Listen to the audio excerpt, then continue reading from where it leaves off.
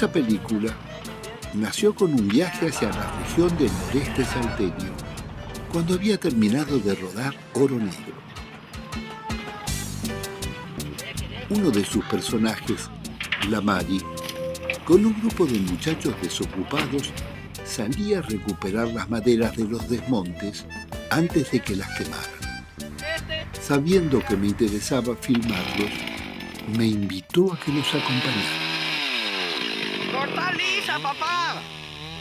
A pesar de la ley de protección del bosque nativo, los desmontes continuaron.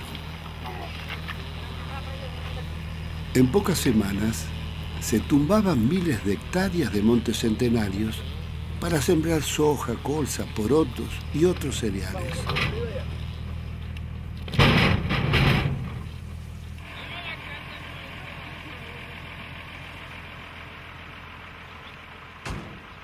Nunca me había sucedido que el rodaje fuera el camino para descubrir lo que a mí me estaba pasando.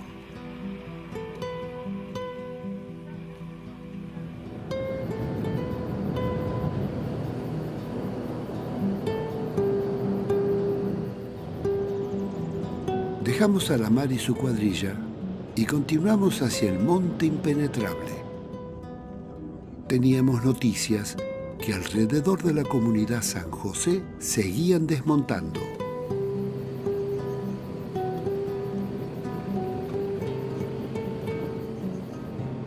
Los wichí, que habitaban esas tierras desde siempre, estaban cercados como animales de corral. Debían emigrar hacia los pueblos cercanos o quedaban expuestos al bombardeo de las fumigaciones. Mi nombre se llama Eleuterio Basualdo, que yo represento la comunidad. Bueno, en realidad acá viven son 43 casas y aproximadamente hay 270 o 300 familias, en total, claro, entre los grandes y los chicos. ¿Son wichís? Son todos wichí. Claro. Veo que han comenzado un desmonte terrible. Sí, en todo el desmonte está avanzando nuestro territorio, que nos está achicando, que era nuestro, claro, territorio. ¿Cuántas hectáreas se están desmontando? Bueno, en realidad 40.000 o 30.000 hectáreas aproximadamente, que era nuestra ocupación. Y bueno, nosotros ya no podemos decir nada porque está hecho por causa de desmontes. ¿Hace cuánto que están aquí? Más de 200 años que ya viven acá. Sí. Más o menos de 10 años o 20 años que, sí, estamos gestionando, y los abuelos también. ¿A quién le pedían? Pedimos al gobierno el título. El título, ¿no?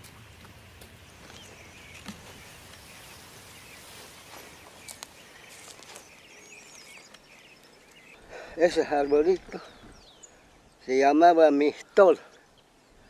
Es el alimento más grande que hay, es igual que el algarrobo.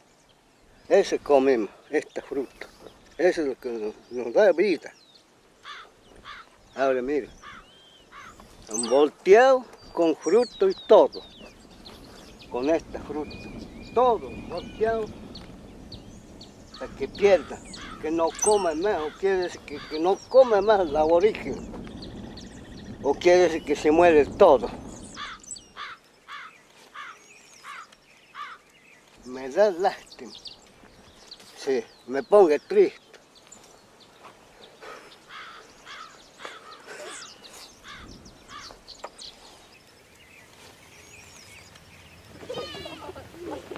Abuelo, ¿cómo era esto antes? Todo monte, finca. No había nada, ningún desmonte de nada. ¿Y ahora cómo es? Y ahora está todo, en realidad todo está privado, está cerrado, caminos, alambrados, todo. Ya no hay caminos, pero ya son privados, ya no dejan pasar. ¿Y qué va a hacer si le dicen que se tiene que ir? No sé, ¿qué debemos hacer? Y si no tenemos dónde, ¿qué debemos hacer? Está pagando.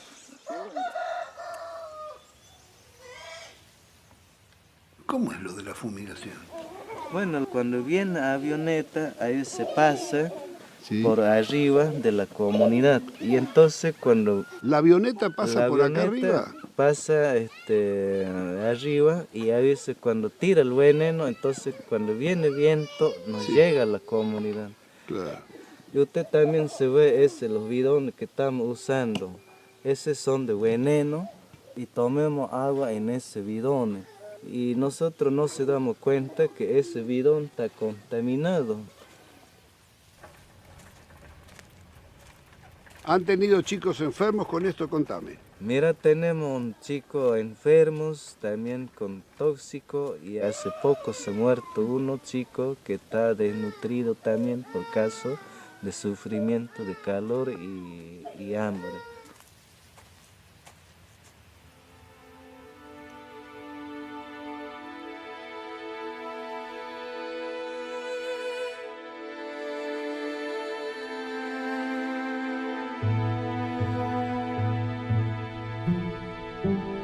El relato de Basualdo me recordó los miles de chacareros y campesinos que seguían expuestos a la contaminación de las fumigaciones.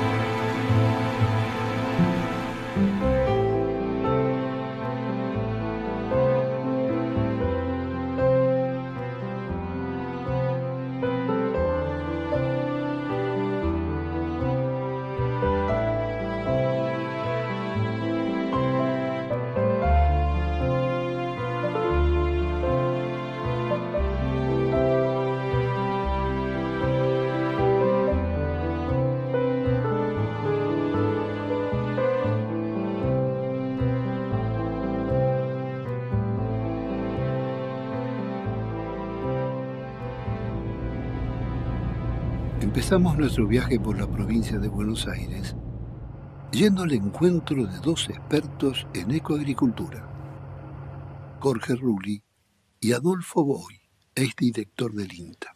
Estamos en el desierto verde de la soja, es lo que más abunda en la Argentina. Millones de hectáreas de soja ocupando las tierras más fértiles. Bueno, estas son las chauchas de la soja. Y por estos malditos porotos, la Argentina se ha empeñado, ha despoblado el territorio, ha destruido sus ecosistemas, ha menguado la biodiversidad y bueno, no hay vida aquí, no hay insectos, no hay fauna, no hay mariposas, no hay pájaros tampoco, los pájaros desaparecieron. Los pájaros viven en la ciudad. Son cientos de miles de familias que han tenido que emigrar porque ya no hay trabajo. En cada uno de estos pequeños montes que se ven en el horizonte, había casas donde vivían familias y aunque eran pobres, todos tenían comida y estaban bien alimentados. Entonces Monsanto tenía un herbicida estrella que se llama glifosato y se le estaba por vencer la patente. Entonces, ¿qué hicieron? Se le ocurrió a algún ejecutivo, a algún científico de Monsanto, crear una semilla de soja que fuera capaz de resistir al glifosato.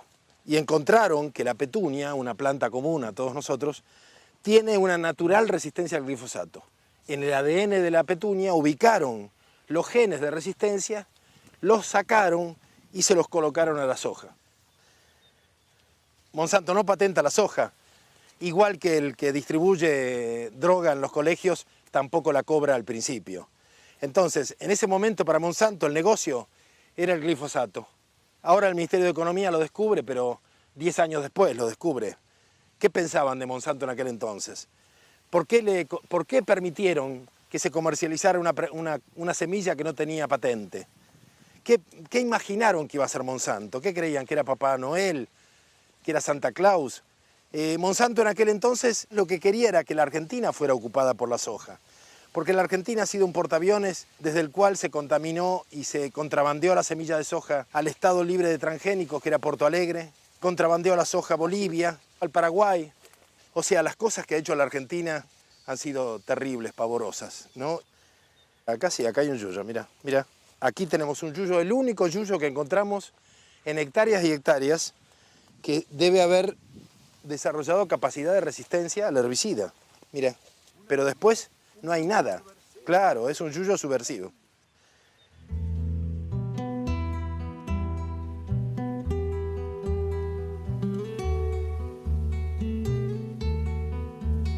¿Pero de dónde viene este maíz, Adolfo? Viene de México, ¿no? Su cuna es México, se llamaban los hombres de maíz. El maíz llega hasta nosotros porque hubo miles de años de selección de etnias que dedicaron toda su vida a seleccionar maíces de todo tipo. Los abatí, por ejemplo, que tenía el INTA en esa época. ¿Qué eran esos maíces? Esos maíces eran producto de la selección que hace el agricultor en el mundo. Ser agricultor y guardar su semilla es algo como la vida, el alma del agricultor. ¿Argentina tenía entonces sus propios maíces? Absolutamente, como tenía sus propios trigos. Las universidades antes, la Facultad de Agronomía, todas hacían sus semillas, producían semillas. El INTA prácticamente regalaba semilla. El INTA difundía semilla que producía, mejoraba permanentemente, sus técnicos producían variedades. Por supuesto no se hablaba de patente. ¿Por qué? Porque la estábamos regalando. Tratábamos de hacer fomento, es decir, el Estado estaba realmente al servicio del productor y de la familia rural. Estos maíces híbridos tienen la protección de la patente. Las semillerías tienen asegurado que todos los años el productor tiene que comprar semilla. Siguiendo el camino que tenía el INTA, seleccionando variedades originales, se puede llegar a una semilla que compita con cualquier semilla de Monsanto. Lo que pasa es que sería una semilla que es de todos. No hay negocios detrás de esa semilla.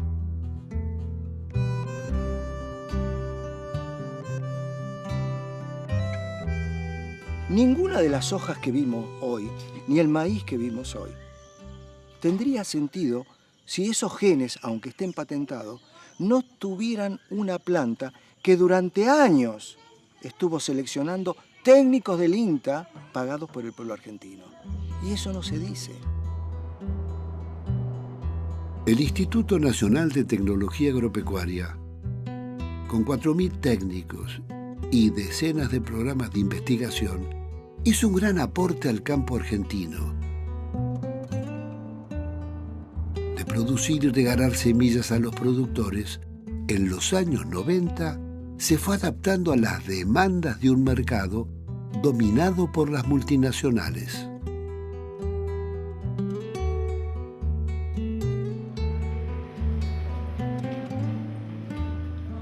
Al reemplazar la agricultura por la agroindustria, se acentuó el patentamiento de la madre tierra. Genes, hierbas y plantas pasaron a tener propietario. Aunque nos cueste creer, casi todos los genes tienen dueño. Las modificaciones genéticas patentadas les aseguraron el cobro de las regalías. El INTA comenzó a formar sus propias variedades de transgénicos resistentes a los agrotóxicos. Sí, en arroces hemos tenido un gran éxito con la obtención de cultivares tolerantes a herbicidas.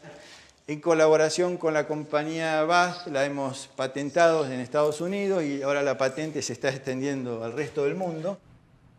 Estos son algodones y es un cultivar también que inscribió el INTA ya hace muchos años que ha sido muy exitoso.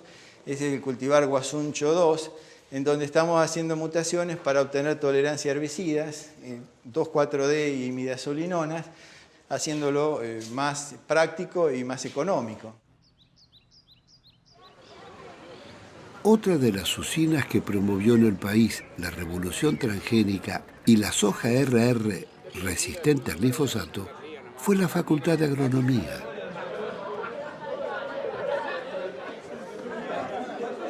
Lo que no era transgénico pasó a ser viejo, anacrónico, reaccionario. Yo lo vi iniciarse, por supuesto no teníamos conciencia de lo que estaba pasando. Teníamos una conciencia parcial. ¿Cuál era el modelo? El modelo era un modelo de la agricultura química y era difícil para nosotros entender qué era lo que se estaba proponiendo.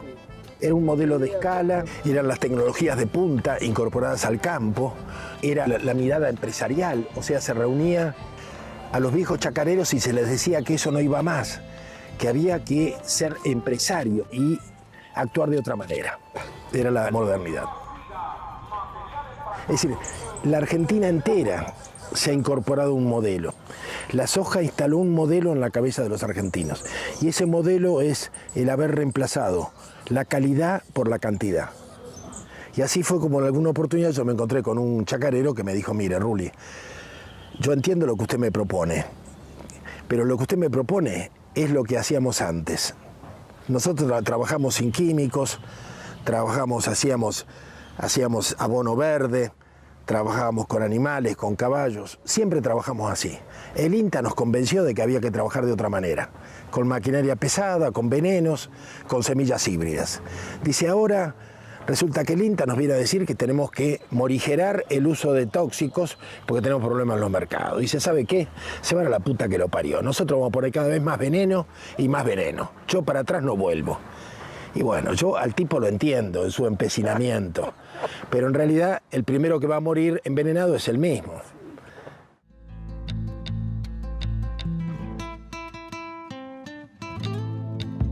Seguimos viaje hacia el sur de Santa Fe, la zona núcleo de la soja, llevados por Pedro Peretti, ex dirigente de la Federación Agraria. Mira, Pino, esto eran todos montes de durazno, había una cantidad de hectáreas que no tengo precisión, abastecía la zona y extra zona también. La soja fue tomándolo todo. Fíjate cómo vamos frente a un mar de soja. Antes acá se producía durazno. ¿Todo fue arrancado? Fueron todos arrancados para sembrar soja. Esto es lo poco que va quedando de durazno. Debe haber en este momento, debe ser el 10% de lo que había plantado. Esta soja que vos ves acá, se sembró en menos de una hora y por teléfono, con el celular, con este aparatito, seguramente con este aparatito, el dueño del campo le dijo, sembrame, fumigame, cosechame. Menos de 20 minutos de trabajo. Ahí enfrente, tenés un monte de durazno que genera cientos de puestos de trabajo en contraposición a esto. Menem Cavallo, durante la época de los 90, dijeron que debían desaparecer 200.000 explotaciones agropecuarias en la Argentina. En ese periodo desaparecieron 103.000 y se pulverizaron 700.000 puestos de trabajo en el sector rural. Parte de esos puestos de trabajo era la gente que trabajaba en estos montes de durazno. Cientos de personas. Aquí, esta era una zona de campos mixtos, había agricultura y una ganadería excelente, muy buenos criadores de hacienda. Hoy ya no queda más nada más que esto y las taperas. Allá podés ver monte por todos lados, son todas taperas, todas casas abandonadas. Los chacareros han desaparecido y acá hay un elemento invisible y que fue un habitante constante hasta la década del 90, la apicultura. Esto tenía un complemento, esta era una zona, Máximo Paz, toda esta zona que tenía muchísimos apicultores, tuvieron que llevar sus colmenares afuera del país. Estos árboles centenarios fueron talados al solo efecto de poder sembrar 5 surcos más de soja. Si esta planta estaría viva, recién hubiera venido el primer surco de soja aquí. Mirá, Pino, hay dos cosas que no se pueden conseguir con plata, Pino. ¿Sabés cuáles son? El afecto y el tiempo que tarda esta planta en crecer. Vos podés ser el multimillonario más grande del mundo, pero para tener una planta de esta necesitas 100 años. Y eso no se consigue con plata. Mirá, si yo fuera actor, Pino, la guita que me perdí. Me parece que estoy más solo que en la interna de Federación Agraria en esta tapera.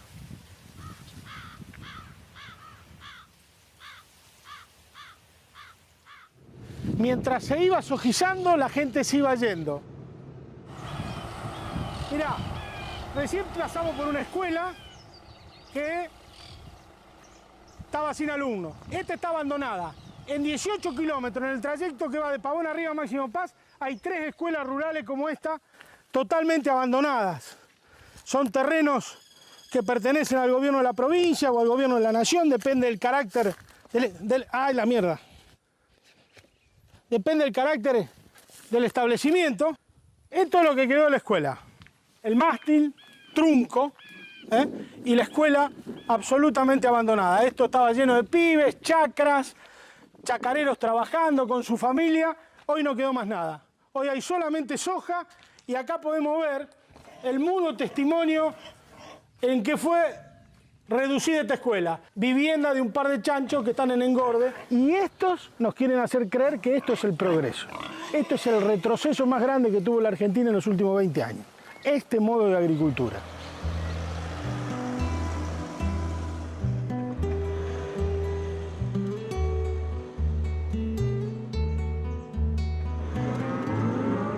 La soja le arrebató a la ganadería 12 millones de hectáreas en la pampa húmeda. Hoy, esto es la prueba más contundente del proceso de sojización en la Argentina. Nuestra carne se producía con pasturas naturales y era considerada la mejor del mundo. Hoy se produce en feedlot. Pedro, ¿con qué se alimenta? Esto se alimenta en base a maíz, y con todos los otros requerimientos proteicos que tiene la alimentación del animal, se le cambia la alimentación natural y bueno, esta carne cambió el sabor de la tradicional carne argentina. Están engañando a los consumidores de todo el mundo porque le dicen que es carne criada a campo y es carne terminada en feedlot. Y además es el mismo modelo de concentración económica en pocas manos con empresas integradas verticalmente.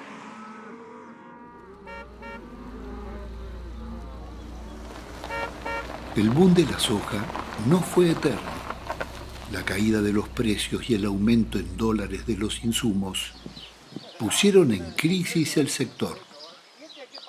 Lo que pasa es que los costos aumentaron del año pasado a este año casi el 100% en dólares algunos. Pero ya los números, trabajándolos yo, ya no me cierran. Yo tengo un hijo y lo saqué del campo, porque no me rinde. Le dije, hijo, hace otra cosa. Puse un taller. Porque lamentablemente yo tengo 50 hectáreas y ya no me da para la familia. Entonces ya cuando llega un momento que uno se satura, dice, bueno, esto así no va más. ¿Qué sensación? ¿Qué sentimiento? Tristeza. Tristeza, la sensación que yo tengo cuando vengo acá. Es la verdad. Yo voy a cumplir 64 años. Yo nací ahí, yo me crié en ese campo. Y duele dejarlo, pero no va más. Así no va.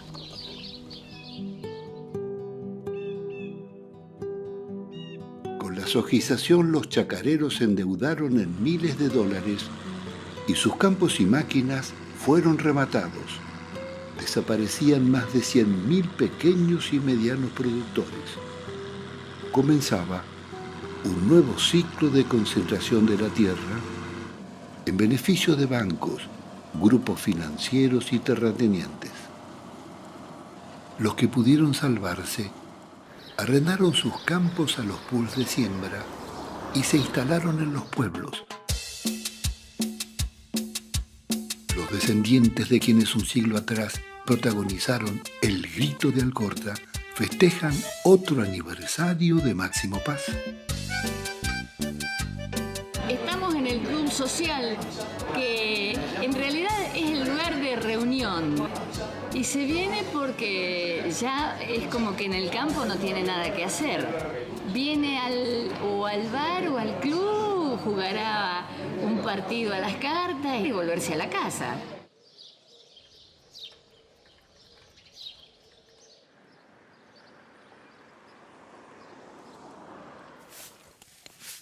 Marcela, ¿por qué se fueron del campo? No vive nadie en el campo. Quedaron todas taperas. Son todos campos que están alquilados. No tendríamos ningún vecino. Para decir, bueno, me cruzo o no sé, necesito un vaso de agua y me cruzo que tengo un vecino. No tengo a nadie. No hay nadie. ¿Cómo hacemos a volver toda esta gente a la vida rural?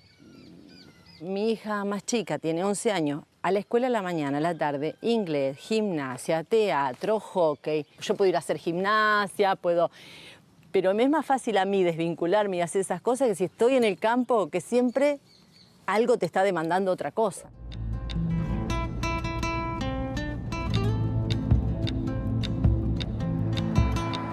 Cuando uno analiza el monocultivo de soja, hay que poner todo adentro. Traer la soja al puerto de Rosario son 640.000 viajes de camiones en rutas que ya no dan más. Somos el número 1 o el número 2 en el mundo en accidentes viales. Un verdadero desastre. Llegamos a Puerto San Martín, a 30 kilómetros de Rosario. Es un complejo aceitero gigante donde se han instalado todas las grandes multinacionales. Allí están Cargill, Dreyfus, Bunge, ADM, Dehesa, Molinos, Nidera y muchas otras. Y de acá debe salir el 60 o el 70% del total del volumen producido en la Argentina. 126 millones de toneladas. Es muy grande. De Timbúes hasta Arroyo Seco son 150 kilómetros del río Paraná. Es una autopista de barcos ojeros. La autopista es la hidrovía del Paraná, por la que transitan más de 3.000 barcos extranjeros al año y por donde entra y sale el contrabando y la droga de 4 países.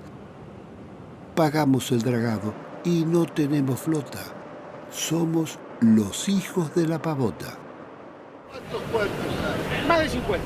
Fundamentalmente el destino es el sudeste asiático. Ahí ve la bandera, mirá, la bandera china cargando un barco de origen chino. ¿Sabés cuánto produce Ciara? 22.000 millones de dólares. La Cámara Argentina de la Industria Aceitera exporta y genera divisas por 22.000 millones, Pino. Es una fortuna incalculable que sale de acá. ¿Y quién controla esto? ¿Quién lo controla? Dios lo controla, Pino. Y Dios parece que dicen que Dios protege a los malos cuando son más que los buenos. En este caso parece... fiscal con la exportación de cereales? Muchas de las empresas que están aquí triangulan sus operaciones con distintas partes del mundo.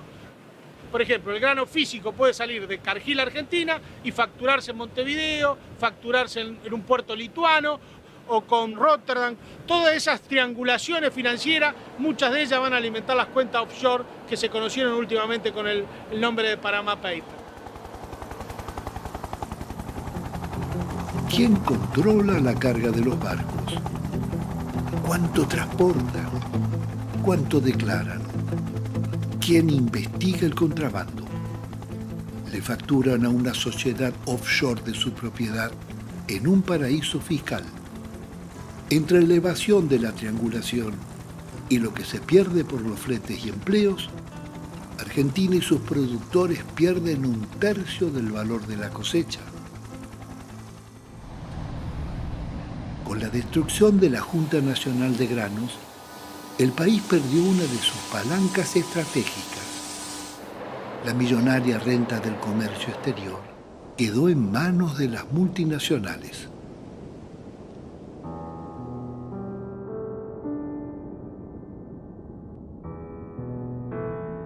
Nos fuimos a Mar del Plata para investigar la producción de la verdura.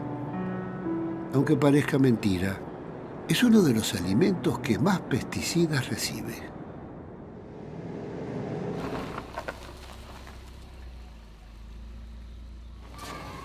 Bienvenida a nuestra casa. BIOS es una asociación civil, es un programa de radio que tenemos 25 años de historia.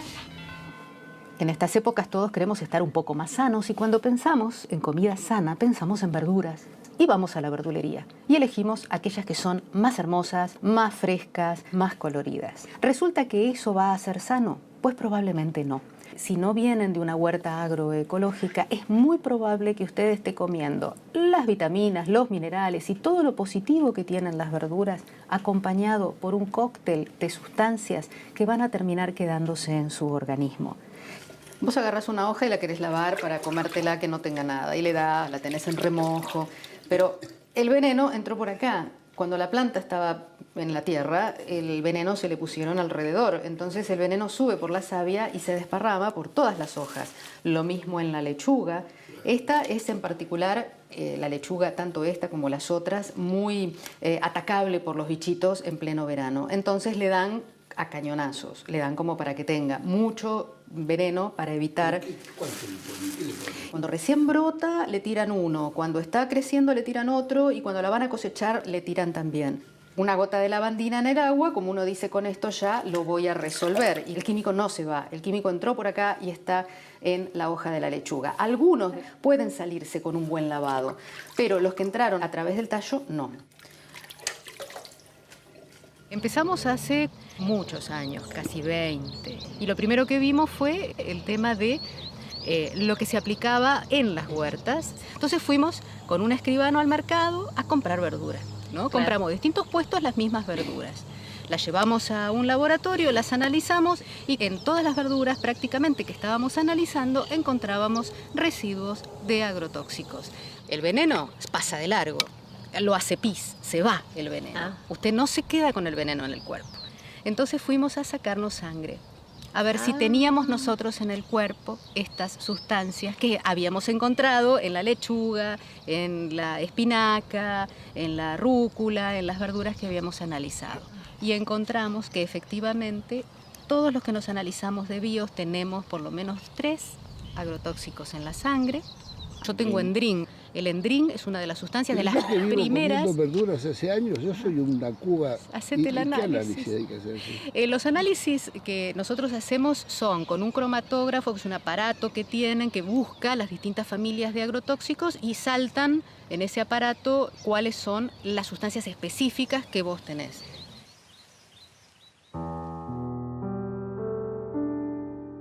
La invitación de Silvana para que me hiciera la prueba de sangre me dejó pensando. ¿Será como dice? Varios periodistas se la hicieron y todos tenían plaguicidas en sangre. ¿Qué hacemos, César? Pensándolo bien, deberíamos hacerlo, porque seguramente estamos todos infectados.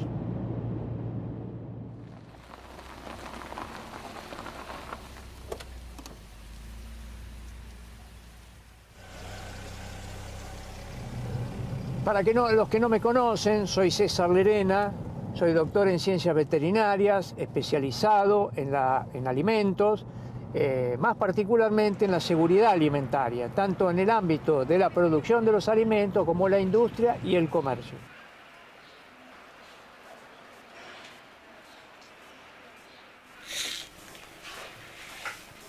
Abra y cierre. Espero que tenga pocos agroquímicos, ¿no? Sangre oscura la nuestra, César. Ahora sí, un buen desayuno.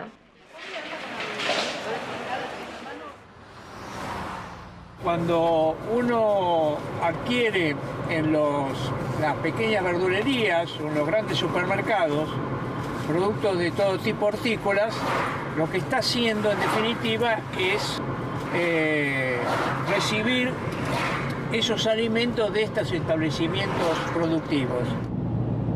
Nadie sabe, ni nunca nadie se ha puesto a trabajar en qué nos pasa en el organismo cuando estamos comiendo 50 dosis máximas permitidas, porque están analizadas como si el cuerpo de la persona fuera sano, natural, no enfermo y bien robusto, con sus defensas bien altas, y comiese solamente una de esas dosis máximas permitidas, que además no sabemos si en el organismo se sinergizan. Esto significa que una con otra se mezclan y la respuesta es más que la suma de 1 más 1. Hay un doble mensaje: el consumo sano y la falta del control total del Estado sobre lo que debería ser fundamental, que es garantizarle la salud de la población. La verdura que se ve tan bonita como para un florero, lamentablemente es una verdura que arrastra residuos de agrotóxicos. Hasta que no cambiemos el modelo hacia una agricultura orgánica, realmente nos estamos llevando veneno a la mesa. Bueno, y el consumidor, por otro lado, tiene herramientas ya. Por supuesto. Consumir seguro, conocer el origen, no consumir hortalizas de lugares donde presumiblemente se utilizan agrotóxicos. Totalmente. No hay solución para el agrotóxico cuando la hortaliza llega a la casa. Cuando llega a la casa no hay forma, ni con agua ni con la cocción, de resolver el problema de la hortaliza. En realidad la medicina ha venido encontrando en sus laboratorios el problema que esto generaba y ha sido sistemáticamente silenciado por parte de los gobiernos, porque la ciencia esto ya lo sabe, pero así como en el mundo del tabaco, cuando se aseguraba que no hacía nada y durante 50 años hicieron fumar a la gente, señores de delantal blanco explicando que estaba todo fantástico con el tabaco, lo mismo está sucediendo con esto. Cientos de trabajos científicos que asocian directamente el Parkinson con los plaguicidas, el Alzheimer con los plaguicidas, el glifosato con el cáncer, con las malformaciones en los embriones al nacer. Mata, ya está. Esto enferma y esto mata. Está matando a la gente que se lo come. Todos lo saben y no es una fábula siniestra. Se sigue fumigando con veneno los campos y los pueblos rurales. Se fumigan todos los cultivos y cereales. Arroz, tabaco, uva, frutas. Se usan venenos prohibidos como el endosulfán, el paratión e incluso el letal fosfuro de aluminio para combatir el gorgojo en silos y camiones, causante de la muerte de varios camioneros. Miles de horticultores, chacareros y tractoristas sin trajes de protección fumigan y respiran venenos en los silos, molinos y viveros donde trabajan. Finalmente, los desechos agroquímicos son arrojados en vertederos, desagües y canaletas, contaminando el agua y la población. Es lo que sucedió en las tomateras de General Lavalle, en Goya, donde los chicos Nicolás y Celeste Arévalo se envenenaron al pisar un barro con desechos de alfa-endosulfán vertido por la tomatera.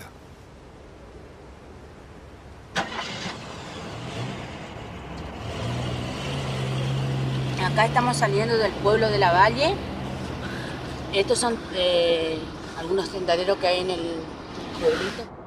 Estamos viviendo en el medio de los tendaleros y en el medio de los químicos, de los tóxicos. Ahí vos podés filmar cómo viven en familia en el medio de los tóxicos. Acá todo el mundo sabe qué es lo que está pasando y el miedo que tiene la gente es al perder el puesto de trabajo de la tomatera. Bueno, esta es la casa de Gladys Arévalo, mamá de Nicolás Santiago Arévalo. Este es el timbó donde siempre jugaban. Y un día, lamentablemente, la contaminación persistente de la zona generó que a través de la inhalación y del contacto directo por el barro que se había formado en la calle por los líquidos que salían de la tomatera, generaron la intoxicación aguda de Nicolás y de Celeste. Celeste sobrevivió y Nico falleció el 4 de abril del año 2011. Lo peor ha sido la intoxicación silenciosa que se ha ido sufriendo con el correr del tiempo. Estamos hablando de una zona de trabajo infantil, trabajo precarizado, trabajo en negro. La pendiente es hacia el río, está muy cercano, así que todo va al río Paraná. Por eso es que no nos sorprendió el estudio que se publicó hace poquito que había encontrado glifosato en las aguas del Paraná en distintos puntos de muestra en toda la cuenca del Plata. Lo que pasó fue un día que los chicos Celeste y Nicolás se levantaron descompuestos, donde su mamá a la 1 de la tarde le lleva también al centro de Santa Lucía. ¿Qué te decían los médicos? Y no nos daban nunca un diagnóstico qué es lo que tenían los chicos. Ningún médico hasta llegar al hospital de Goya, donde dicen que tenían hepatitis fulminante, pero no decían qué fue lo que le provocaba eso. Hay una prueba, un estudio, que dice que Nicolás estaba envenenado por el endosulfán. ¿Cuándo dejaste de trabajar? Dejé de trabajar cuando yo me intoxiqué con el veneno, porque como nosotros nos tuvimos que hacer responsables para defender los patrones de la chacra que no era nuestra. Declaramos todo que era nuestro, que era nuestra propiedad. Inclusive la policía nos llegó 2 veces y nos preguntó lo mismo y le dijimos lo mismo. Fue para poder tener la comida de nuestro hijo con esa que laburábamos. Entonces ellos, por ser ignorante, me iba ya a denunciarle al patrón, porque ya no era la primera vez que pasaba.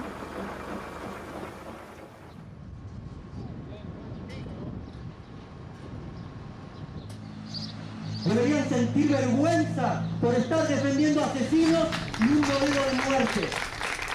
Encontramos a la monja Marta Peloni, la histórica defensora de las víctimas sociales. Desde el año 2011 estamos esperando que es el juicio oral y público de la muerte de Nicolás Arébola. Lamentablemente murió y murió otro más allá. Todos sabemos, pero nadie habla. Porque hay intereses creados muy fuertes, se mete miedo. Vos fijate, le tienen miedo a los propietarios, le tienen miedo a la justicia, le tienen miedo a la policía. Y uno ve el ambiente de que hay miedo. Vi policía armada, ¿por qué? Policía armado, y en un momento llegó uno que tenía el pechero antibala. Esto es muy sugestivo. Y después también el campesino, es el último orejón del tarro. Ha dispuesto el tribunal que se suspenda el debate y se difiera el día 5 de diciembre próximo a la hora 9. La postergación del juicio varias semanas preanunció la absolución del imputado.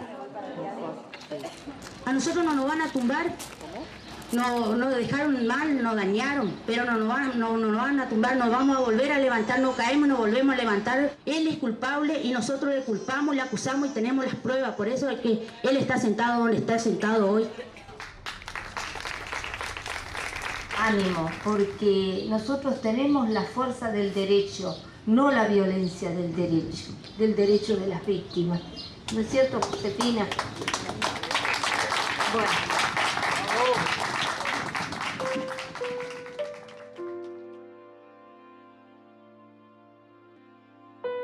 Acá hay que socializar los temas y agruparnos todos los que estamos en la finalidad de las mismas problemáticas, que son sociales, son problemas de nuestra gente, son problemas nuestros.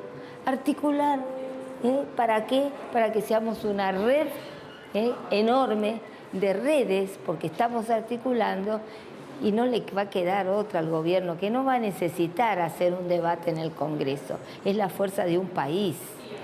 ¿Te das cuenta?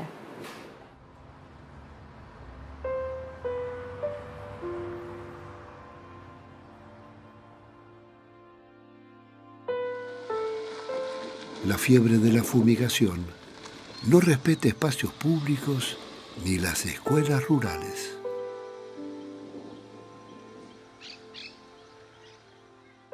Bueno, ese día vinieron desde aquel lado, la avioneta pasó por arriba de la escuela, fumigaba el campo de frente, daba la vuelta y pasaba por el patio, bien por arriba de la escuela.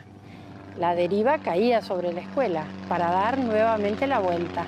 Además, en ese momento estaban los chicos en el patio, así que lo recibieron plenamente.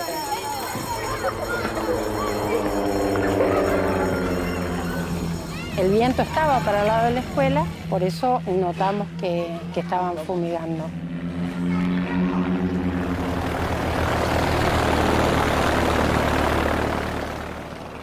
Y la tercera vez, que fue la que cayó y esparció muchísimo el veneno, cuando sentí que el veneno caía sobre mí, sobre mi piel, empecé a tener problemas para respirar, perdía estabilidad, me caía. ¿Pero y que te fumigaba? Todo acá. Nunca pensamos que iba a ser tan perjudicial para nosotros. ¿Y venías con los chicos? Y les puse los 3 nenes egresados, que eran mis 2 hijos, y la nena vecina, y los pusimos ahí y les sacamos la foto de recuerdo para el egreso. ¿Cuántos hijos tenés entonces? Tengo 7 hijos. ¿7? 7, sí, 7. ¿Pero los educabas acá en el campo? Contame. Sí, acá viví durante 11 años. Y me absorbí todas las fumigaciones porque acá vivía con mis hijos.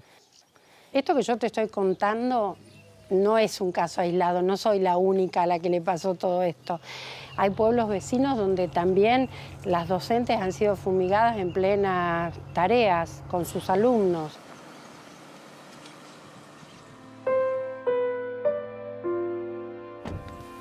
Bueno, esta es la Escuela 11, mi amada Escuela 11. Fui directora maestra, directora con grado a cargo, 6 años en esta escuela. Y bueno, y acá viví un montón de cosas lindas, la experiencia de la escuela rural es fabulosa y también cosas muy feas en relación a las fumigaciones, ¿no? Esta escuela, como tantas otras escuelas rurales, están, como ven, rodeadas de campo y campo sembrado, lamentablemente, es campo fumigado. No se respetan distancias, no se respeta que haya chicos, no se respetan horarios escolares y nadie es castigado. Hasta ahora nadie ha pagado ni un centavo de multa. Es muy indignante.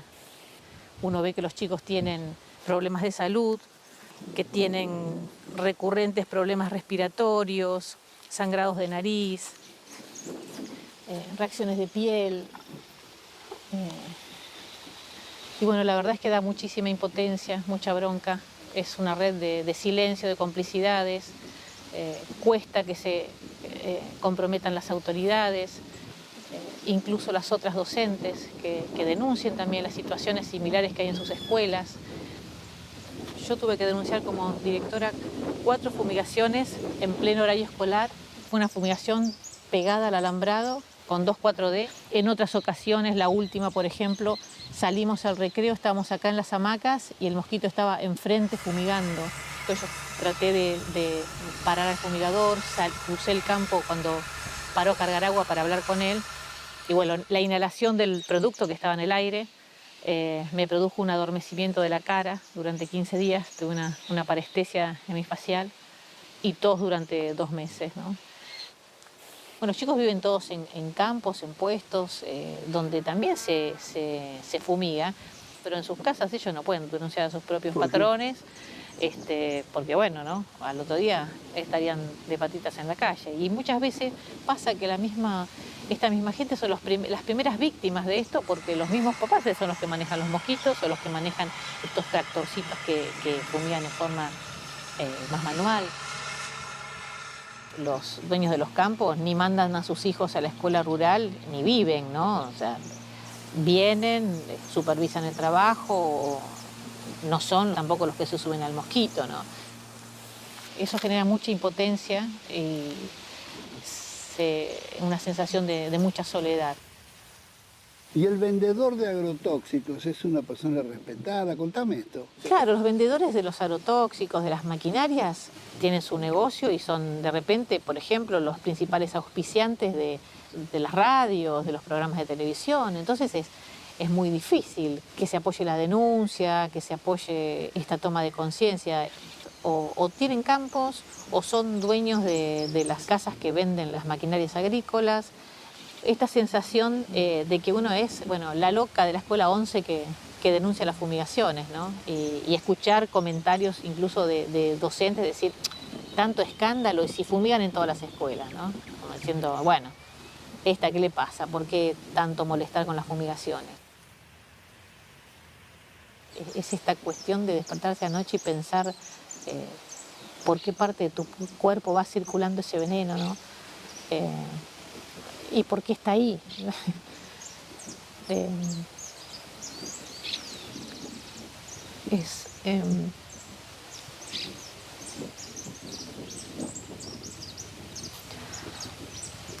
Es una situación de mucha impotencia, y de soledad absoluta, ¿no?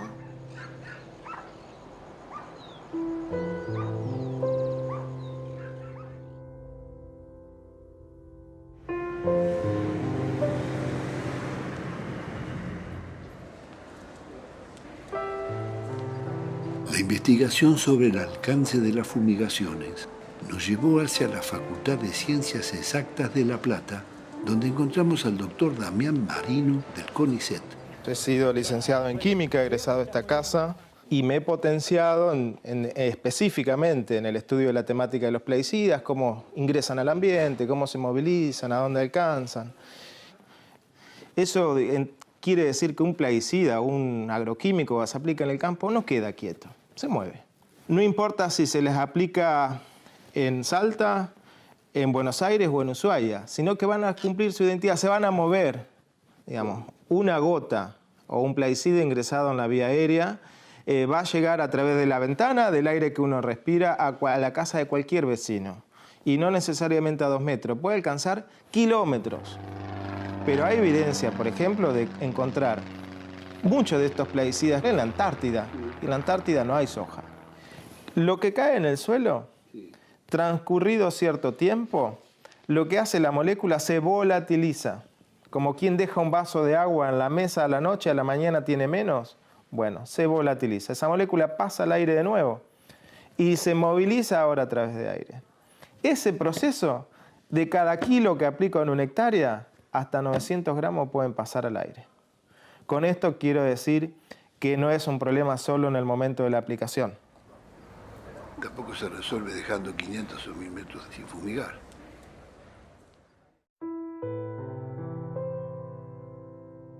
El doctor Andrés Carrasco, investigador del CONICET, demostró por primera vez la incidencia del glifosato en las malformaciones de los embriones. La investigación de Carrasco fue muy resistida hasta que le llegó el reconocimiento internacional. Nosotros no empezamos a trabajar en glifosato porque es una molécula atractiva. Empezamos a trabajar en glifosato porque nos impactó algo que estaba pasando en la sociedad, en el interior, en esos lugares donde solamente hay gente rodeada por soja. Hicimos un trabajo con herbicida e hicimos un trabajo con inyección de glifosato puro en embriones y encontramos una serie de malformaciones. Cuando uno inyecta de un lado del embrión, desaparece un ojo. Si inyecta a los dos lados del embrión, aparecen malformaciones muy serias, produce cíclopes, produce achicamiento de la cabeza, afecta toda la estructura craneal y produce malformaciones craneales. Hay un aumento del 400% de malformaciones en la provincia del Chaco. Esto no es imaginación ni es paranoia, pero el impacto del uso de agrotóxicos, y digo agrotóxicos porque son tóxicos.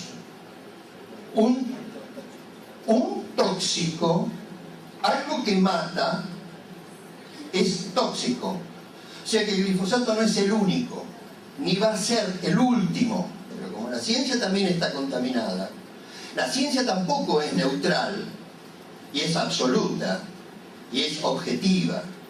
A veces trata de ser objetiva, pero nunca neutral. La pueden diseñar para una cosa, la pueden diseñar para otra. Y en este momento la ciencia está diseñada para el mercado, no para la sociedad. Con eso termino. Gracias.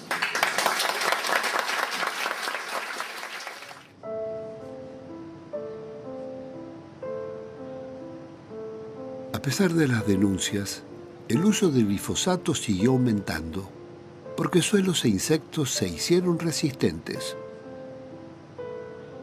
Si en el 2015 fumigaron 300 millones de litros, en el 2017 se emplearon más de 340 millones.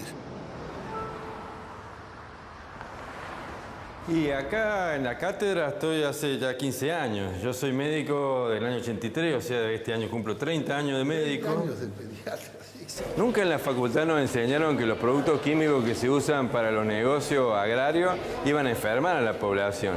Y han autorizado todos estos productos con los informes de la misma fábrica que los fabrican. Bueno, los servicios de neonatología en los últimos 10 años han tenido un cambio muy impresionante en el tipo de patología que tenemos. Hay momentos del año en que todas las incubadoras están llenas de niños malformados. Hay un estudio que pudimos hacer revisando los registros de las historias clínicas y nos encontrábamos, a medida que aumentaba la superficie sembrada de soja, aumentaban los chicos con malformaciones en la misma relación y en los mismos años. Con los padres es muy doloroso porque muchas veces cuando tienen un niño mal formado, los padres creen de que es culpa de ellos, que es culpa de la madre o del padre o de un disgusto, y en realidad no es así. Y los médicos nos dicen que muchas veces tienen más abortos espontáneos, no son abortos provocados ni inducidos, que nacimientos. Tuvimos un pacientito acá hace pocos años y hablando con la madre, después me entero que cuidaban un campo y fumigaban todo alrededor de la casa de ella. Cuando nació el bebito tenía todas las tripitas afuera. Entonces de a poco lo íbamos acomodando, le hicimos 5 operaciones, ¿no? Y en octubre un día me llama la madre y me dice que se había muerto. A la mañana fueron y lo encontraron muerto en la cuna. Había hecho una muerte súbita. No, doctor, me dice, tuvimos que volver a mi casa allá en el campo. Y le digo, ¿y estaban fumigando? Fumigaron el día antes que muriera. Le digo, ay, no le dije más nada. El número de pacientes que consultan por enfermedades alérgicas, como asma bronquial, problemas respiratorios, problemas dermatológicos, problemas oculares o problemas sanguíneos, nosotros los asistimos con frecuencia y se exacerban en determinada época del año. Es notable que es una zona de pueblo, realmente de pueblo fumigado. ¿Pueblos fumigados? Fumigados. No solamente hay pueblos fumigados, sino que hay barrios fumigados. No solamente fumigaciones a través de mosquitos, sino fumigaciones a través aéreas. El sistema inmunológico, que es lo que nosotros manejamos, está íntimamente relacionado con todo el ambiente. Con lo que respira el hombre, con lo que come el hombre, con el agua que toma el hombre.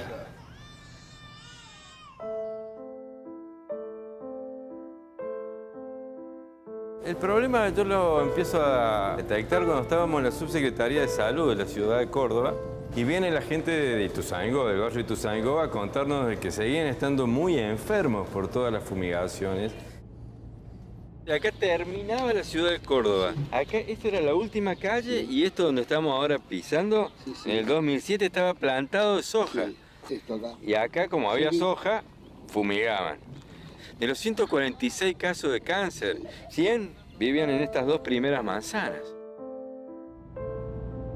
Medardo me llevó al encuentro de las madres de Ituzaingó, un grupo de vecinas que se organizaron en defensa de su familia.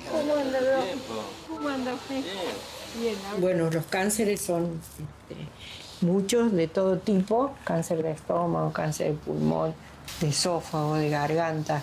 En un principio creíamos que los afectados eran los que estaban cerca del campo y ahí nos damos cuenta que era todo el barrio y hoy sabemos que es toda la zona. Y nosotros tenemos más de 300 casos de cáncer en el barrio, sí.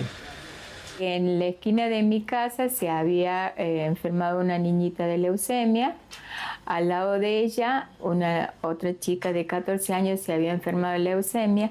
Al lado de mi casa, mis niños jugaban en la esquina, pasaba la avioneta y ellos iban corriendo atrás del avión viendo esa ola de agüita que le caía encima porque les gustaba y eso es lo que hacían. Entonces, ¿el avión te pasaba por encima de la calle? Pasaba por encima de la casa nuestra. Cuando pasaba el mosquito, salíamos a un grupo de mujeres al campo a tratar de pararlo para que no nos siguiera envenenando. Nos poníamos ahí, nos poníamos a pelear, a veces hasta con un machete nos vinieron a hacer frente, pero ahí estábamos nosotros y se retiraban y no seguían fumigando. Operó el tema de la discriminación también. Por momentos decían, esto es como la zona roja, no nos quiere entrar ni un taxi a este barrio porque portamos una peste. Acá hay enfermos como en cualquier lado, somos como una necesidad muy grande de normalidad, de ser igual que cualquier otro. Y recién se tomaba conciencia cuando te tocaba en tu propia familia y ahí decían, era cierto.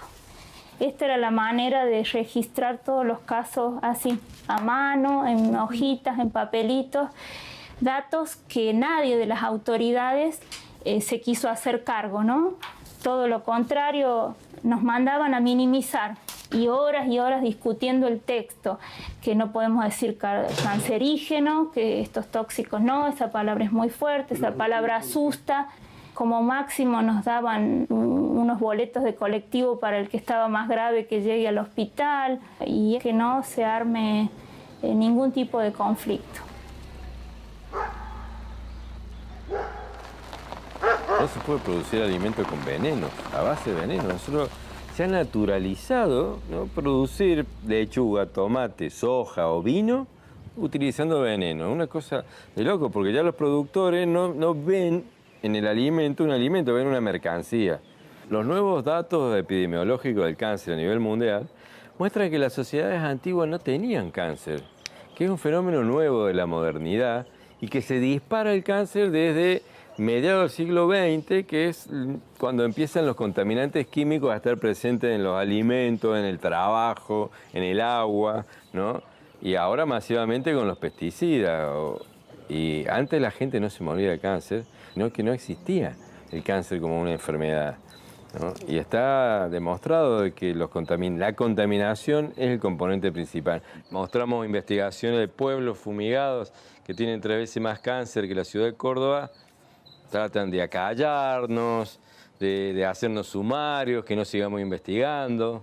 Y empezamos a chocar con un montón de trabas, ¿no? Del intendente, de la prensa, en la universidad misma. Nosotros renunciamos y hicimos público a la vez por qué renunciamos. Y salió en los diarios. Y la discusión es, ¿pero son venenos o no son venenos? Monsanto dice que no son venenos, pero nosotros tenemos demostrado que son venenos y la Organización Mundial dice que son venenos.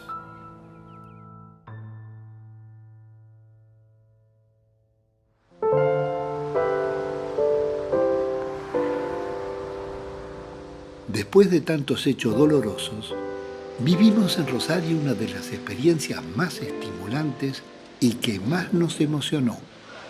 Un grupo de jóvenes médicos y estudiantes, coordinados por el doctor Damián Bersenazzi de la Red de Pueblos Fumigados, organizaron campamentos sanitarios para indagar sobre la salud de la población. Por favor, adelante. Acá es donde trabajamos. Esta es parte de nuestro equipo de trabajo. ¿Cómo están? Docentes de la práctica final. Toma asiento. Bueno, en esta oficina vas a ver acá las cajas con las encuestas de los campamentos que hemos hecho. Acá hay algunas localidades, las otras están en la otra oficina porque son las que ya hemos escaneado. Cada 3 meses nos vamos a una localidad junto con los estudiantes a instalarnos 5 días. Cada uno lleva su bolsa de dormir, su colchón inflable y bueno, y lo que hacemos es compartiendo también al mismo tiempo con la comunidad, el vivir en ese lugar. Los campamentos estaban formados por cerca de 200 estudiantes del último año de la carrera. En esos 5 días, los 2 primeros hacemos el relevamiento, que vamos casa por casa. Cada estudiante previamente recibió una indicación con un plano donde se le dice qué manzana le corresponde encuestar a él. Hasta el día de hoy tenemos 29 pueblos que hemos entrevistado, más de 100.000 personas encuestadas. Solo le preguntamos cuáles son los problemas de salud que han tenido en los últimos 20 años y si ha fallecido gente viviendo en esa casa en los últimos 20 años y si ha nacido alguien con algún problema como una malformación o algún problema congénito. Cuando vemos lo que tenían en común todas esas localidades, además de sus problemas de salud, era que había cambiado la forma de producir en los últimos 20 años hacia la producción de transgénicos dependientes de venenos. La bibliografía científica publicada a nivel internacional demuestra que hay relación entre la exposición a esos venenos y los problemas de salud que, entre otras cosas, nosotros estamos encontrando en los territorios que vamos recorriendo. Fíjate acá, esta vitrina tiene una serie de malformaciones que nosotros usábamos para estudiar como algo que nunca íbamos a ver en nuestra vida y por eso estaban acá, cosas muy raras. Y hoy estas malformaciones nosotros las estamos viendo en los pueblos donde hacemos los relevamientos de lo que te voy a contar ahora. Qué horror, viejo. Espantoso. Estos son fotos de niños nacidos en Paraná, en la provincia de Entre Ríos. En los hospitales esto es registrado como un aborto espontáneo. El otro dato es de los casos de cáncer, eran 217 cada 100.000. Nosotros en los campamentos encontramos 397,4 cada 100.000. En nuestro trabajo nosotros pudimos observar cómo el hipotiroidismo, como la segunda enfermedad crónica más referida, o sea, con mayor presencia en los pueblos donde nosotros hicimos nuestros campamentos. Que son los pueblos fumigados. Que son pueblos fumigados, claramente. Vemos que hay un crecimiento, malformaciones congénitas cada 1.000 nacidos vivos.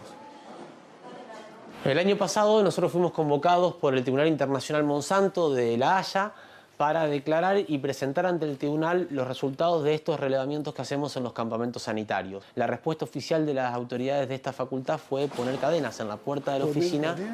Pusieron cadenas en la puerta de la oficina donde teníamos guardadas todas estas cajas con la documental de cada una de las encuestas, de cada una de las 29 localidades que nosotros hemos recorrido hasta hoy. En esta oficina teníamos guardadas todas nuestras cajas.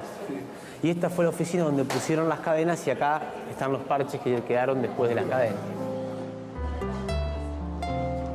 No, muchas gracias en serio, Pino, por este apoyo tuyo.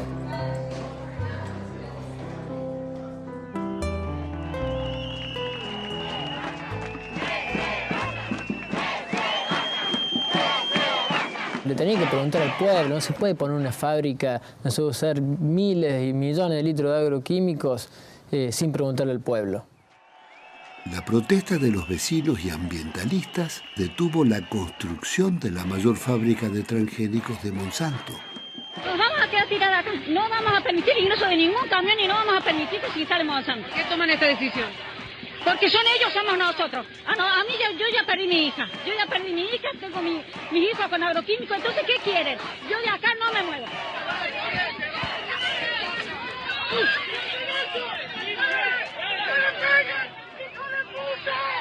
Y fueron 3 años de lucha en la calle, en el plano político, en el plano judicial, marchas multitudinarias en Córdoba capital. Y tuvimos que hacer un acampe para bloquear el acceso de materiales de construcción al predio de Monsanto. Era la única forma de impedir que se levantara la planta. ¿Y cómo terminó? Y fue un triunfo, Pino. Fue uno de los triunfos del movimiento ambientalista seguramente más grande del mundo, porque la empresa terminó desistiendo del proyecto, vendieron el predio y demolieron absolutamente todo lo que habían construido. ¡Qué grande!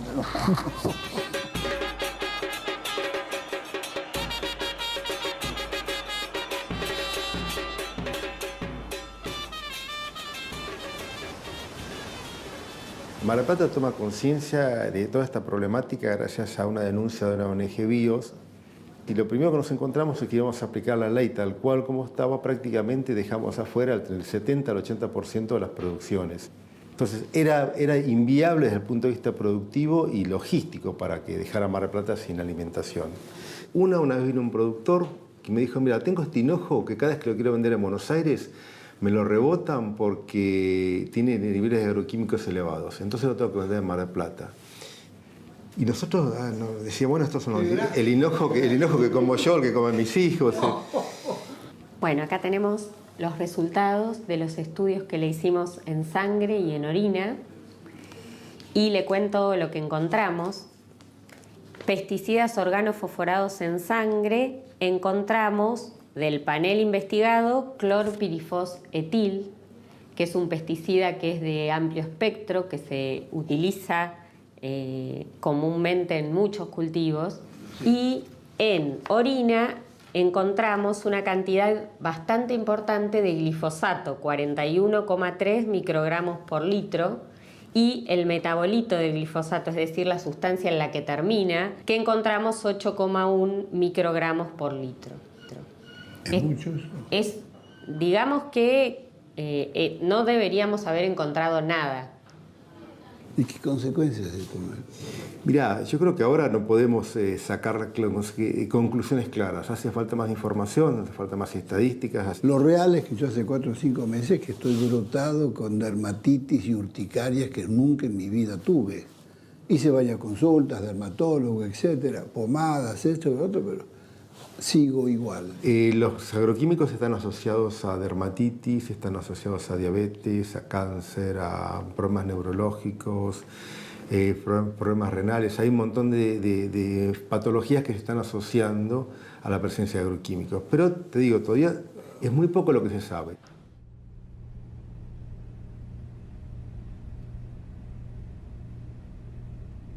Todos comemos los mismos alimentos. Pero ¿quién conoce lo que está comiendo? ¿Quién sabe cómo lo fabricaron? ¿Con qué elementos? ¿Hasta dónde la publicidad nos convenció que las marcas son garantía de confiabilidad? lo que uno está empezando también a darse cuenta, que personas que no tienen ningún vínculo con el sector agropecuario, por ejemplo, yo mismo, que me hago un análisis de la presencia o no de agroquímicos, o vos, Pino, que te has hecho también, que no tenés otro contacto más que justamente consumir alimentos que se dice sanos, entre comillas, estás incorporando a tu alimentación una serie de agroquímicos, bueno, como ha quedado demostrado en los análisis que te han extraído. Pero acá hay o no hay control, César. No, no hay control. En los alimentos esenciales, los de consumo masivo de la población, carnes, hortalizas, el control es inexistente. En los frigoríficos de carne roja, esas carnes que presentan precisamente un determinado nivel de anabólicos, antibióticos, etc., se descartan para el destino de Europa. ¿Y qué se hacen con esos productos? Se destinan al consumo interno. No te creo. ¿Esa carne finalmente nos la comemos nosotros? Así es. Es decir, aquellos productos que Europa, por exceso de anabólicos, por exceso de antibióticos, por exceso de agroquímicos, rechaza, lo consumen los argentinos. Y en el caso de la verdura, por ejemplo... Y en el caso de las hortalizas, aunque parezca imposible que sea más grave, es más grave. Llega la mercadería al mercado central, o al mercado concentrado que fuese. Entonces, cuando llegó, supongamos que haya algún inspector para extraer alguna muestra, extrae las muestras, las lleva al laboratorio, tarda varios días en tener los resultados y ya la gente se comió todos los alimentos con las bacterias, con los agroquímicos, etc. Por primera vez el SENASA, el órgano de control público, tuvo que reconocer que más del 60% de las verduras tienen residuos de agrotóxicos. Detectaron venenos prohibidos como el DDT, endosulfán, atracina y otros. Por eso digo que el método de controlar en el destino no tiene ningún sentido. Hay que controlar en el origen, donde se producen los alimentos. Estamos aceptando culturalmente un sistema corrupto, metodologías corruptas, controles que no se realizan. ¿Cómo no vamos a estar contaminados vos y yo con agroquímicos si no tenemos ninguna certeza que lo que consumimos esté bajo control?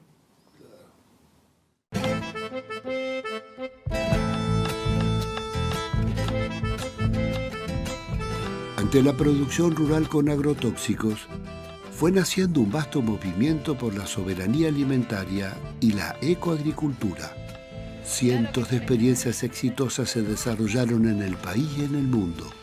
Productores orgánicos, agricultura familiar, ligas campesinas, el Mocase, Mocaflor y otros. Hola, Graciela. Hay que tener paciencia. ¿Qué tal, querida? ¿Cómo estás? Bien. ¿Tiene éxito la verdura orgánica? Sí, sí, se ha impuesto. Y la gente se está dando cuenta qué es lo que tiene que comer, ¿no? Cada vez más. Y porque come una lechuga o come un tomate y se da cuenta realmente lo que está comiendo, ¿cierto? Acá tengo brotes de distintos tipos, ¿ves? Brotes de alfalfa, brote de lenteja. Y este es pasto de brote de trigo con el que extraigo el jugo de clorofila. Extraigo la clorofila, es porque ha sido extraída a baja velocidad. Es un gran reconstituyente, ¿sabes? Tiene todos los nutrientes que vienen del brote de trigo, más la energía que el brote de trigo capturó del sol. Y esto es para ti si gustas, y si no... Pero por supuesto. Hay que hacer una suerte de buche, ¿sabes? Para que le incorpores saliva y para que te pase todo este producto por las encías y te las fortalezca.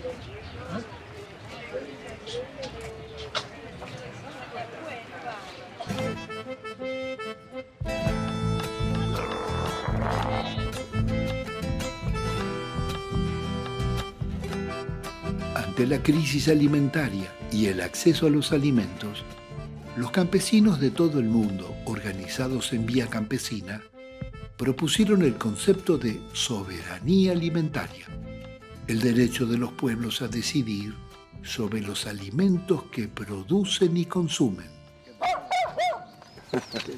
¿Sabe que filmé una pelea de este con un macho así de comadreja, pero del tamaño de él? Fue impresionante. Qué linda calle tenés y qué lindo frente de casa. Sí. Arquitectura ladrillera, 150 años. Jorge Rulli, con sus libros, conferencias y seminarios, fue uno de los promotores de la nueva conciencia rural y la ecoagricultura. Qué linda que está acá, qué lindo. Aquí guardo las semillas. ¿Las semillas? Claro, acá tengo mis semillas, de todo tipo de semillas, de maíz, de trigo, en fin. Y las herramientas. ¿De cuándo es esta casa? En 1865. Hace varios años, Jorge Rulli creó el Grupo de Reflexión Rural.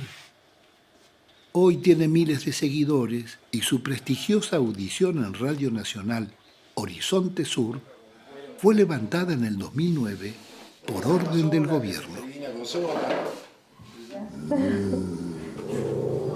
Hemos puesto mucho amor en esta casa con Wanda, la verdad que hace 25 años que estamos aquí. La casa nos ha permitido construir, realizarnos personalmente. Mira, este es el árbol del tomate, mira. ¿Tomate perita? Sí, tomate perita es un árbol americano. Esto viene desde el norte argentino y se aclimató.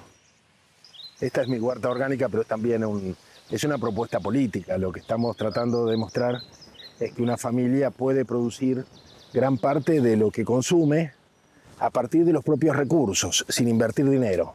Y sobre todo con círculos de energía que se van alimentando los unos a los otros. Aquí no hace falta aire acondicionado. Con todo el verde que tenemos, realmente se crea un subclima que es muy agradable para pasar el día. Todo lo que ves acá es vida. Tenemos plantas, uvas, frutales y animales. Y nosotros, ¿no? Y yo trabajo un par de horas o 3 horas por día en esto y voy interrumpiendo el trabajo en la computadora, ¿viste? Porque si no me hace mal. Y esto me alegra la vida y me permite seguir joven, ¿viste? Porque la realidad argentina es abrumadora, realmente. Y esto me ayuda a encontrarle otro sentido a la vida, ¿no? Otra de las alternativas para el campo argentino nos la dio Pedro Peretti. Además de productor, es el teórico de la chacra mixta, con varios libros escritos sobre el tema. ¿Qué le gana la chacra mixta al monocultivo sojero, como vos decís? Pero yo económicamente no le gana, es imbatible la chacra mixta. ¿Por qué? Porque primero pone una receta económica tradicional, que es un portafolio variado, tiene la chacra mixta. Cuando no vale la soja, valen las vacas. Cuando no vale la vaca, vale el cerdo. Cuando no vale el cerdo, vale el maíz. Uno está todo el año guarecido de los grandes vaivenes de precio que trae la especulación granaria que tiene el mundo. Y además gasta menos en insumos. Muchísimo menos en insumos, se fumiga muchísimo menos, se produce alimento de mayor calidad, se produce alimento mucho más variado, y además genera mucho más trabajo y es ambientalmente mucho más saludable. ¿Lo conocés este? No, ¿cómo que lo Este es un pastor suizo, legítimo, genuino. Qué bueno, qué preciosura. Es un perro antifascista, se la persiguió Hitler. La chacra mixta evita las migraciones rurales. Es un gran fuente de arraigo la chacra mixta. 70 hectáreas de campo. Acá viven 3 familias. Y muy bien, con chata 0 kilómetros, con chicos estudiando en Rosario. En el campo trabajamos 3 personas. Porque se arranca con verdeos de invierno que se siembran en marzo. Después viene la siembra de cosecha fina, que en esta zona es arveja, trigo, cebada. Después siembra maíz en septiembre, octubre, y después se termina con soja, sorgo. ¿Cuántos cerdos tienen? Madres tenemos 50 madres, 800 cerdos por año, más o menos, es lo que vendemos.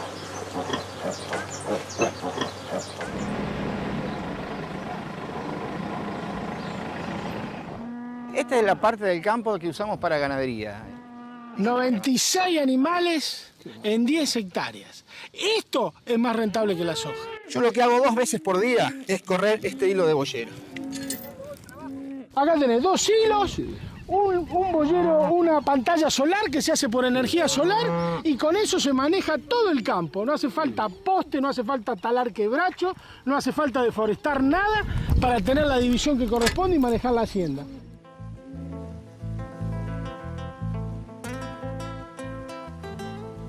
La carne argentina es carne pastoril. La carne filuda puede ser cualquier europeo, cualquier país del mundo le da el alimento balanceado y hace una carne. En cambio, la carne pastoril se hace solamente donde hay espacio, donde está la tradición, donde está la cultura de producir la ganadería pastoril. Y es lo que nos diferencia como carne en el mundo. O sea, la carne tiene cualidades nutricionales a nivel de salud muy superiores a la carne de feedlot. Lo que se hace es fomentar la vida del suelo, desde las lombrices hasta las bacterias, solubilice los minerales y los dé disponibles a la planta. Mirá. Eso es justo, ¿eh?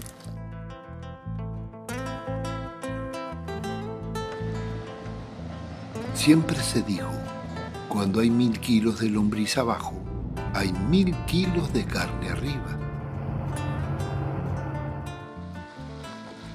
Estamos en Sierra de los Padres, este es el establecimiento Paititi, que son más o menos 430 hectáreas. La mitad del campo son sierras, la otra mitad es campo productivo, unas lomadas que son un suelo muy bueno.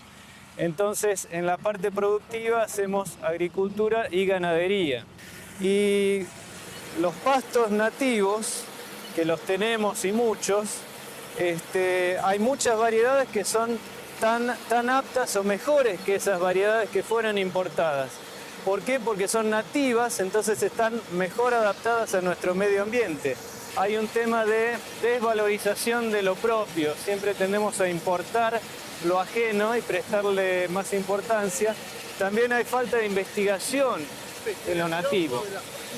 El grupo de productores con el cual trabajamos, que somos 9 productores, todos de la zona sur de la provincia de Buenos Aires, producimos todos los cereales y oleaginosas en forma orgánica desde hace aproximadamente 20 años. La Argentina es el segundo país en el mundo en superficie orgánica certificada.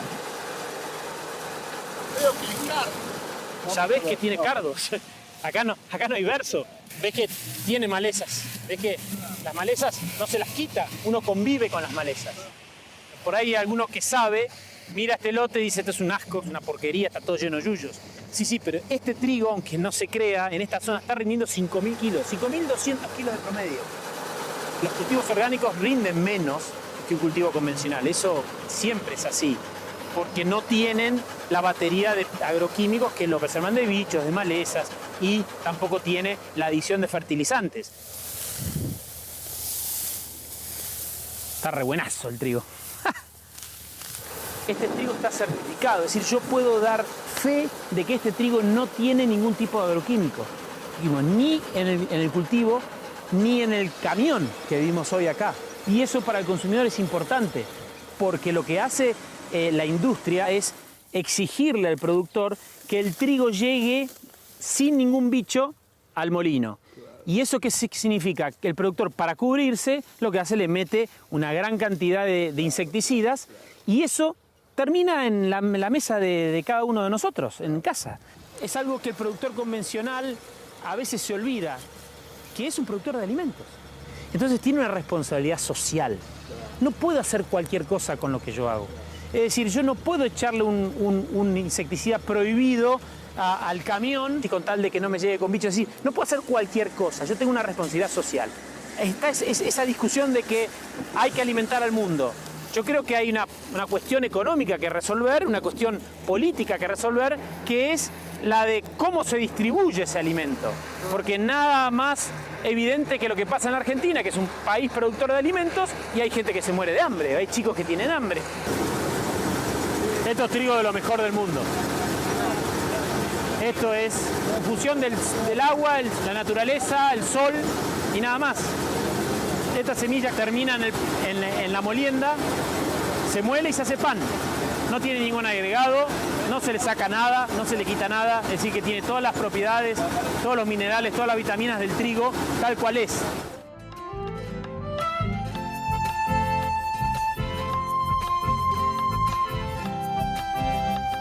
Seguimos hacia el norte santafesino llevados por el ingeniero Hugo Sabino para conocer una experiencia exitosa de granja agroecológica. Naturaleza Viva. Creación de la pareja Remo e Irmina Bénica. Bueno, estamos aquí en Guadalupe Norte. En este momento tenemos 210 hectáreas. Yo diría una construcción colectiva por infinidad de gente que ha pasado por aquí en estos 27 años. Y hablo de científicos, hablo de campesinos, hablo de ama de casas, hablo de comunidades indígenas y con varias familias de este lugar, y entre ellos gringo, criollo, indígenas trabajando acá. Siempre decimos, miren, si en este lugar, tomando mate o comiendo un asado, no tenemos creatividad para transformar el mundo, miren, cuélguense de donde les parezca, ¿viste? Es interesante entender esto de la rueda de la vida, del ciclado en la propia chacra, en la propia producción agropecuaria, entender de que tiene que volverse, todos los residuos tienen que reciclarse y no contaminar el medio ambiente. El meollo del sistema de producción nuestro es cuando hablamos de integralidad. ¿Ve? Estos son los residuos que vienen del ordeñe de hoy de mañana. Estos después pasan al biodigestor. Tenemos gas para todos los procesos de transformación, más los calefones de las casas, más las cocinas de las casas, de las 3 casas que están acá, digamos, dentro del centro. Y no es lo mismo trasladar 400 kilómetros la leche que trasladar 400 kilómetros el queso, claro, porque es 10 veces menos, porque con 10 litros de leche usted hace 1 kilo de queso. Claro. Entonces, desde el punto de vista energético, yo estoy disminuyendo 10 veces el gasto de combustible.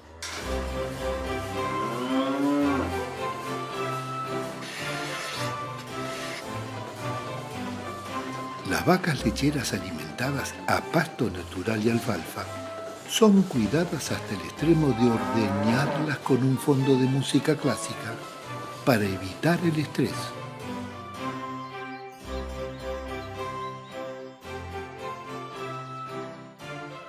Naturaleza Viva es un ejemplo de autoabastecimiento.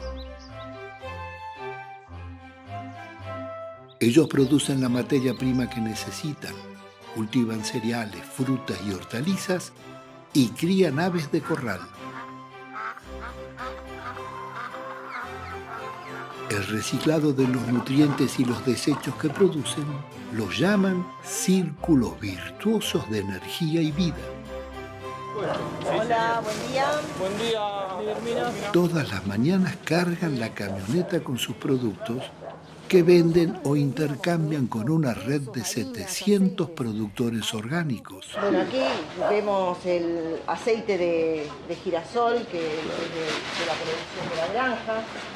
Esto surge por necesidad del intercambio, porque como nosotros le vendíamos productos, quesos, harinas, aceites, a estos grupos, pero ellos también tienen productos para ofrecer. Entonces empezamos como una red de intercambio, no con fines de lucrar, sino con fines de distribuir y fortalecernos con ese intercambio, o hacer puentes entre los productores y los consumidores.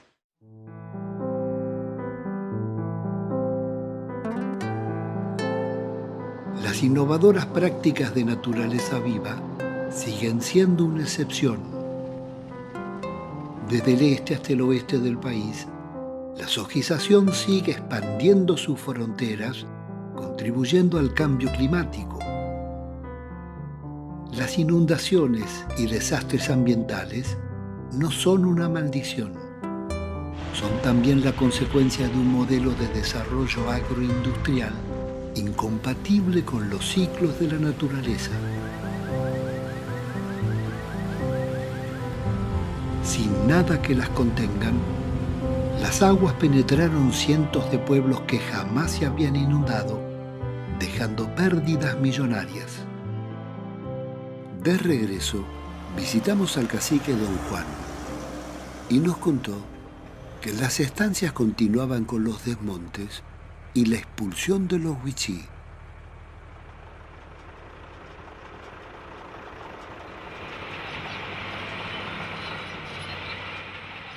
En San José, la topadora había arrasado con el cementerio de la comunidad.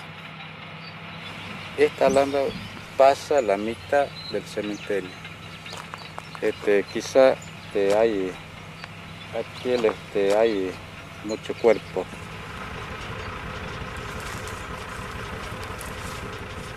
Ahí vive en Palma, bajo el quebracho. Y mi mamá vive de otro lado. Y a veces me pienso mucho yo. Todos los viejos,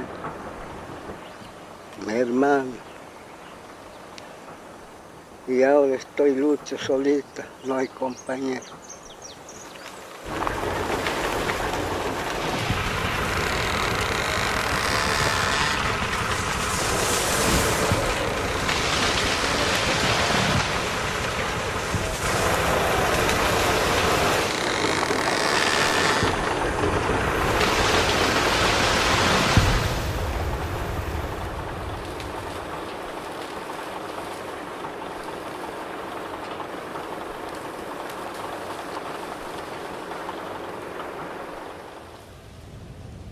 Al irnos, don Juan nos dijo, siempre hay alguien que está peor.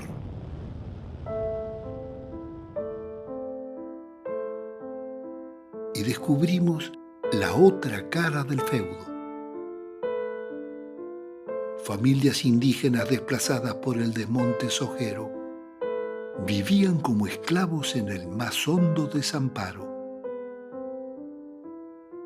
sin agua potable ni alimentos, expuestos a todo. Sus hijos escapaban al vernos. Desnutridos e indocumentados, jamás vieron un maestro o un médico. Los explotaban con pagas miserables para hacer postes y estacas. Fue como volver siglos atrás a los tiempos de la colonia. Los despojaban de las tierras que la Constitución les reconoce como propias y quedaban descartados, como señala el Papa Francisco.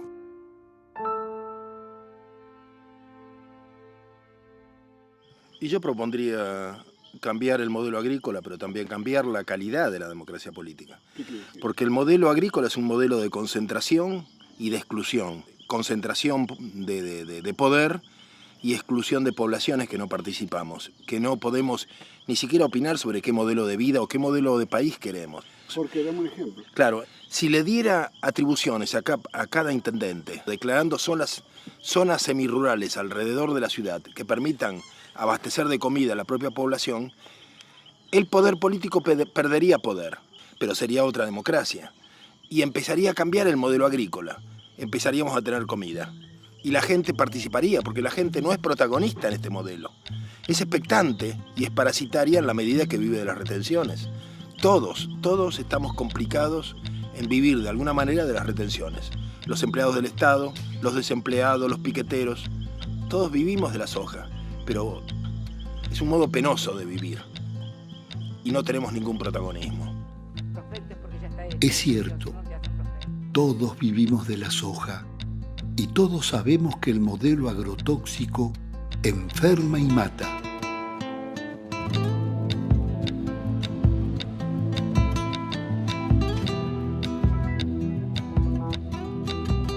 Pero todos callamos, porque la soja financia al Estado.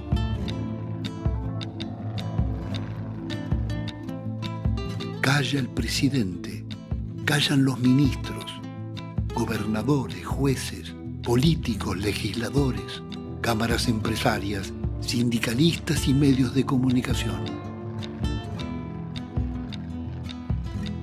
Pero ¿hasta cuándo seremos complacientes con la muerte? Mientras la riqueza se va para siempre, el país sigue a la deriva sin proyecto estratégico, ni metas de salud y soberanía alimentaria. Lo que impera es el saqueo, llevarse la mayor renta posible, aunque aunque nos cueste miles de vidas y despidos, y la frustración de 1 millón de jóvenes que no estudian ni trabajan.